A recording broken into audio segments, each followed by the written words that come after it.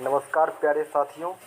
आज जो हम बात करने वाले हैं वो 10वीं की गणित है और इसमें हम कुछ थ्योरी का भी बात करेंगे और कुछ बुक से जो इम्पोर्टेंट सवाल हो उसका भी बात करेंगे। यानी हम जो सबसे पहले थ्योरी का बात कर ले इसमें, तो पहला ये चैप्टर है, ये वास्तविक संख्या है। तो वास्तविक संख्या में आप जानते हैं कि वास्तविक संख्या में आपको याद रखना ज़रूरी है कि पूर्ण संख्या जो होता है, पूर्ण संख्या, तो पूर्ण संख्या जो होता है वो 0 से शुरू होता है। यानी पूर्ण संख्या होता है 0, 1, 2, 3, ये पूर्ण संख्या हो गया। ठीक है, ये आपको याद रखना है। इसी में अगर बात करें तो होता है फिर प्राकृत संख्या।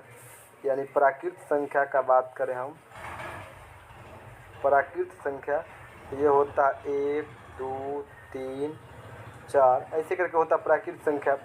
प्राकृत संख्या जो गिनती से शुरू होता है उसे प्राकृत संख्या कहते हैं, जबकि पूर्ण संख्या जो 0 से शुरू हो। ठीक है, चलिए तो इतना को हम छोटा कर देते हैं पहले, फिर बात करते हैं। अब इसमें कह रहे हैं कि अब इसमें देख लेंगे हम परिमेय संख्या भी आपको याद रखना है।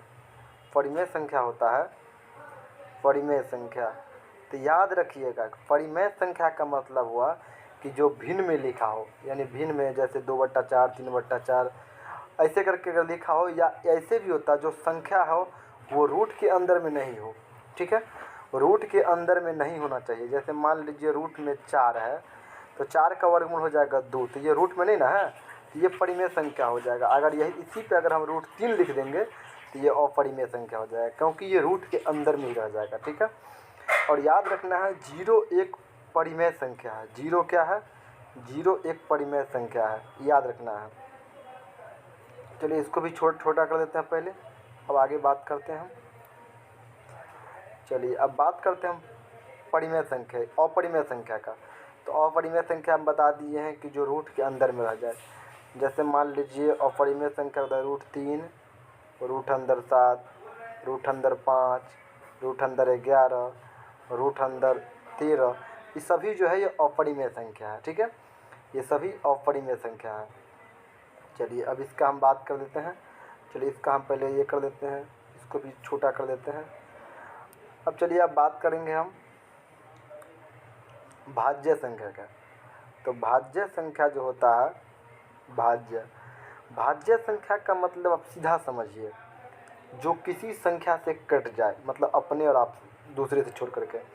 यानी मान लीजिए 2, 4, 6, 8, 9। देखिए अगर सही मायने में अगर कहा जाएगा तो 2 एक अभाज्य संख्या, लेकिन भाज्य में भी कभी कभी गिनती हो जाता है। अब देखिए 4, तो 4 में 2 से भी लगता है, 4 से लगता है, 1 से लगता है। 6 में देखिए 2 से लगता है, 3 से लगता है, 1 से लगता है, 6 से, ये सब भाज्य संख्या है। अगर यही बात करेंगे अगर हम 5, तो 5 देखिए एक अभाज्य संख्या, क्योंकि इसमें सिर्फ 1 और 5 लगता है, इसके अलावा किसी से नहीं लगता है। 7 एक अभाज्य संख्या है। 11 एक अभाज्य संख्या है, लेकिन 9 एक भाज्य संख्या है, क्योंकि 9 में 3 से लगता है। अगर यही बात अगर हम किया जाए तो यही अगर बात कर लेंगे हम अभाज्य संख्या, तो अभाज्य संख्या वो संख्या जो एक और अपने से छोड़कर किसी संख्या से भाग नहीं लगे, उसको अभाज्य संख्या कहते हैं। लेकिन याद रखिएगा एक जो है, एक न तो भाज्य संख्या है और न ही अभाज्य संख्या है, याद रखिएगा। चलिए अब अगला हम देखते हैं, इसका आप क्वेश्चन देख लेते हैं। अगला अगर से हम बात करें तो भाज्य और अभाज्य, याद रखना है आपको, भाज्य बराबर होता है भाजक गुने भागफल, और प्लस होता है शेषफल, प्लस शेषफल होता है। इसको हम इंग्लिश में अगर लिखेंगे तो भाज्य को लिखते हैं ए, भाज्य को लिखते हैं ए, भाजक को लिखते हैं बी, और भागफल को लिखते हैं क्यू, और शेषफल को लिखते हैं आर। जैसे मान लीजिए यहाँ पे हम लिख रहे हैं 4 में भाग देना है मान लीजिए 2 से, तो 2 दूनी हो गया 4, ये कट गया यानी 0 बच गया। तो इसमें ए क्या हो गया? ए हो गया, देखिए ए हो गया जो है ये 4 जो है, ये 4 जो है ये बी है, नहीं ये 4 जो है ये आपको ए है 4, बी है दो जो है बी है, 4 जो है वो ए है, और 2 जो है ये वाला ये क्यू है, और आर का मतलब होता है सी पर आर ये है। ठीक है, चलिए सबको छोटा कर देते हैं पहले, ये सबको पहले छोटा कर देते हैं।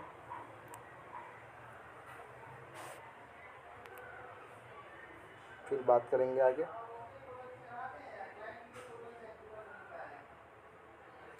चलिए अब इसका हम कुछ क्वेश्चन देख लेंगे। क्वेश्चन में अगर हम बात करें, अच्छा पहले इस सबको पहले उड़ा देते हैं, इसको उड़ा दिया जाए।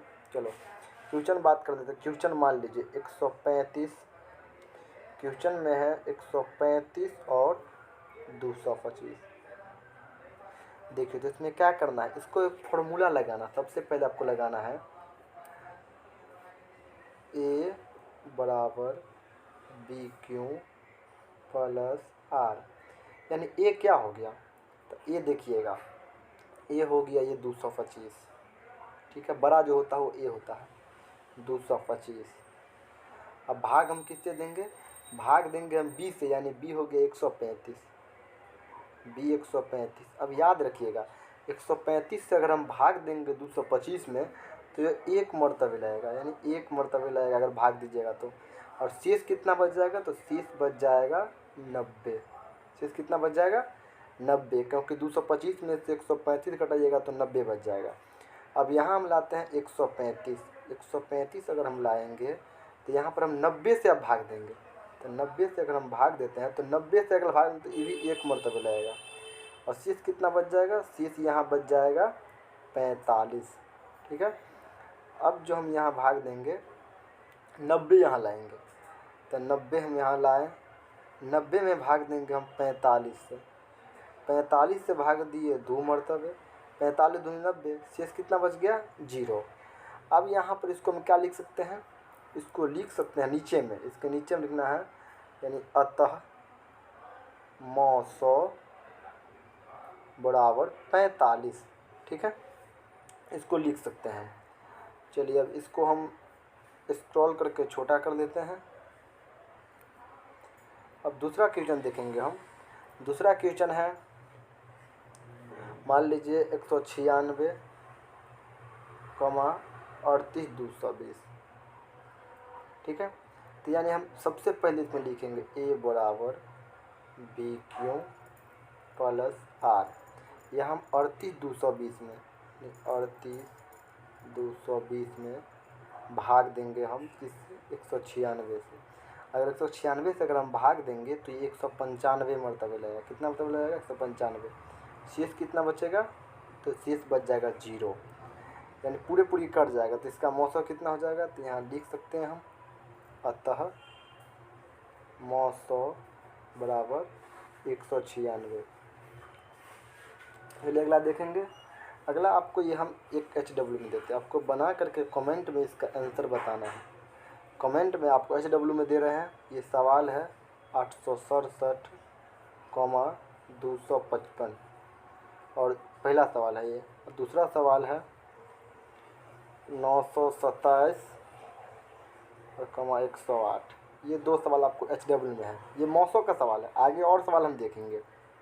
अगला सवाल है निम्नलिखित में अभाज्य गुणनखंड करें। 140 का करना है, तो याद रखिएगा अभाज्य गुणनखंड करना है, 2 से भाग देंगे। अगर 2 से भाग देंगे तो ये 70 हो जाएगा, 2 से भाग देंगे तो ये 35 हो जाएगा, और 5 से भाग देंगे तो 5 सत्ते 35। इसको लिख सकते हैं हम 2 गुने 2 गुने 5 गुने 7।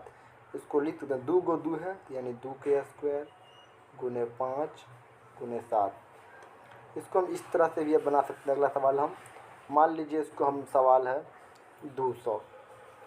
ये आसान तरीका है, अगर चाहेगा तो एगो 0 का मतलब 1 2 और 1 5 भी होता है।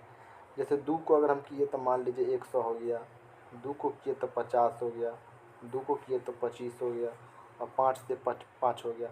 इसको अगर हम साधारण तरीका से देखेंगे तो देखिए 1 2 हुआ, एगो 0 का मतलब एगो 2 और 5 होता है। देखिए एगो 2 और एगो 5, फिर देखिए एगो 0 तो फिर एगो 2 एगो 5, यानी जय गो 0 0 0 उतना 2 उतना 5।